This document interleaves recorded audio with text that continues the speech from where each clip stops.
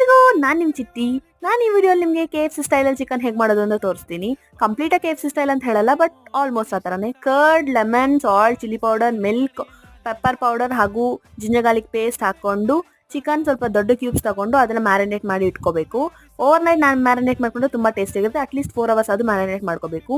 ನಾವು ಡಸ್ಟಿಂಗ್ಗೆ ಅಂತ ಮೈದಾ ಫ್ಲೋರ್ ತಗೊಂಡು ಸ್ವಲ್ಪ salt, chilli powder, oregano, pepper powder ಹಾಗೂ ಶುಂಠಿ ಬೆಳ್ಳುಳ್ಳಿ ಪೌಡರ್ ಸಿಕ್ಕಿದ್ರೆ ಪೌಡರ್ ಆ್ಯಡ್ ಮಾಡ್ಕೊಳ್ಳಿ. ಮ್ಯಾರಿನೇಟ್ ಮಾಡಿರೋ ಚಿಕನ್ನ ತಗೊಂಡು ಆ ಪೌಡ್ರಲ್ಲಿ ಡಿಪ್ ಮಾಡಿಕೊಂಡು ವಾಟರಲ್ಲಿ ಡಿಪ್ ಮಾಡ್ಕೊಂಡು 2-3 times ಪ್ರಾಸೆಸ್ ರಿಪೀಟ್ ಮಾಡಿ ಅದನ್ನು ಆಯಿಲಲ್ಲಿ ಹಾಕೊಂಡು ಡೀಪ್ ಫ್ರೈ ಮಾಡ್ಕೋಬೋದು. ನಾನು ಆಯಿಲ್ ಸ್ವಲ್ಪ ಕಮ್ಮಿ ತೊಗೊಂಡಿದ್ದೀನಿ, ವೇಸ್ಟ್ ಆದರೆ ನಾನು ಫಸ್ಟ್ ಟೈಮ್ ಟ್ರಯಲ್ ಮಾಡ್ತಾ ಇರೋದ್ರಿಂದ.